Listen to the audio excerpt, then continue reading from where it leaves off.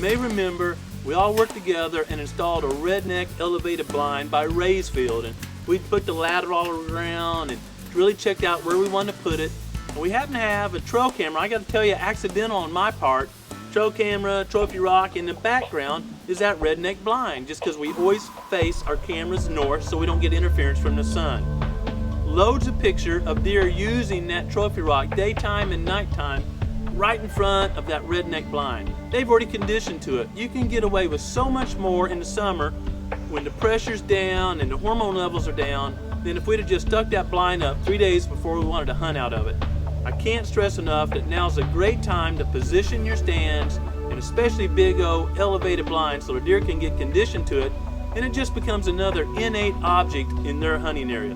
Those pictures were extremely rewarding to me because I'm already thinking about my dad or my children and I sharing some great days this fall hunting in that location, and I've got the trail camera pictures that prove to me they've already conditioned that blind. It's just an innate object in their world until we open the window and go tow.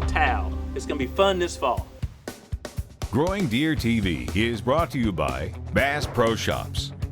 Also by Reconics, Trophy Rock, Gallagher, Muddy Outdoors, Eagle Seed, Nikon, Winchester Ammunition, Redneck Hunting Blinds, Derby City Turkey Calls, Ansman, and Antler Dirt.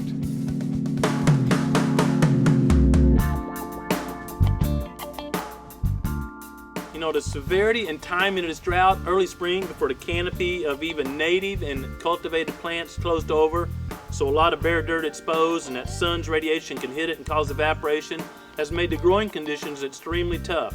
The severity and timing of this drought unquestionably has impacted plants and animals and even man. I mean, utility bills are high and plants aren't growing, animals are stressed, but there's always good news at the Proving Grounds. I want to share with you some of the stuff we got going on here this week. Early this morning, to beat the heat, Brad, Nathan, and I were going to inspect some food plots and kind of lay out our tasks for the week. When we pull in the crabapple field, one of the first plots we come to, it's 8 acres. The north half is in corn this year, the south half in soybeans. It's been one of our biggest producers, but right now, July 18th, there's not a bean on 4 acres more than 6-7 inches tall. And every bean has been browsed on the top aggressively and a whole bunch of lateral branching coming off. And that's okay, because if it had been a normal cultivar of soybean, that plant would be dead from that much browsing. The drought stress and the browse stress would kill almost any other commercial variety. But Eagle Seed 4-H beans literally have been bred. That family has cross-pollinated and pollinated and selected traits for about 41 years now that make that bean able to survive these horrendous conditions. Drought conditions like these are just another time when utilization cages really pay for their weight in metal, so to speak. You can tell the beans are literally twice as high, if not a little taller, inside than out. And outside, every bean has been nipped off. Matter of fact, they're really bushy. Beans this young are like this, going up straight and just putting off side leaves. Beans outside are just bushed all over where they've been bitten on several times, but they're still producing. And if we can get a rain or two, these things will just blow up. They're putting a root system down, not expressing a lot on top. But it's mid-July and it's getting time, and I've got to decide where to go ahead and purchase my fall food plot seeds, or are these going to come on and make enough pods to get through the year? There's really a bigger take-home lesson here, because this is our largest soybean field. It's about 4 acres, and literally every stem has been browsed on. And that's because the native vegetation, to protect itself from the drought, has basically shut down, not providing fresh forage, becoming very leathery and not palatable. Rabbits, deer, groundhogs, everything is coming in these lush food plots and just putting pressure. We went from last year having corn over my head and soybeans waist tall in this field to now it's boot high. Our deer herd did not increase that much in population in 1 year. It's just the extreme drought, and that needs to be taken into my deer harvest considerations and my overall management program. I really hope you had a utilization cage out early and you're thinking about the resources overall as you go into the hunting season. Now, if the weather doesn't change, yes, I'll be drilling something over it. Leave those beans green for deer to browse until something else comes up for fall hunting.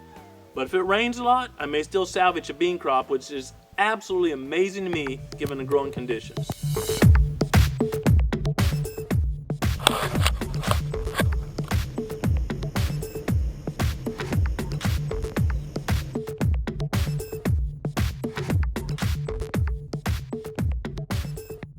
As Brad and Nathan and I continue on, we come across what we call Boom Glade Pond, a little pond we actually built when we were reworking that road 4 or 5 years ago. Water's just drying up. Our creek is dry except for a few little pockets, and our ponds are really starting to evaporate dry. This pond has always held water since we built it. I've seen it low but never dry.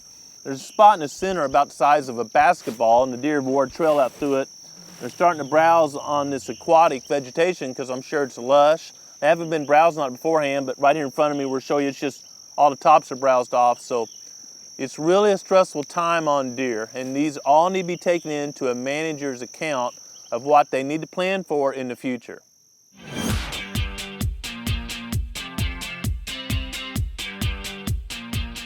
You know, if you just listen to the first description of the tough growing conditions here at the Proving Grounds, you might say, man, I don't want to hunt with Grant this year. But Brad and Nathan went on and checked the cards off a couple of Reconyx cameras, and I went back to do some work.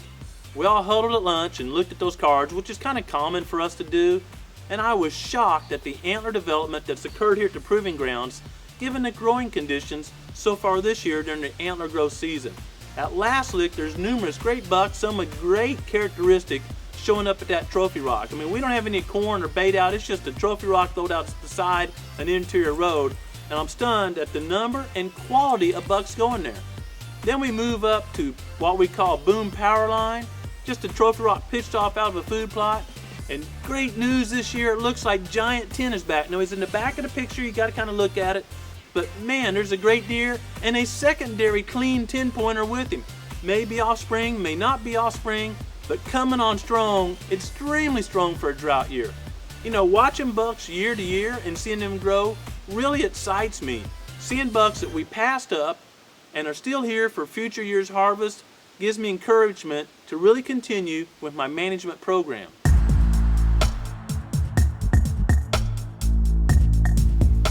A huge advantage to having multiple trophy rock stations and trail camera stations this time of year is getting that summer, early fall pattern on your deer.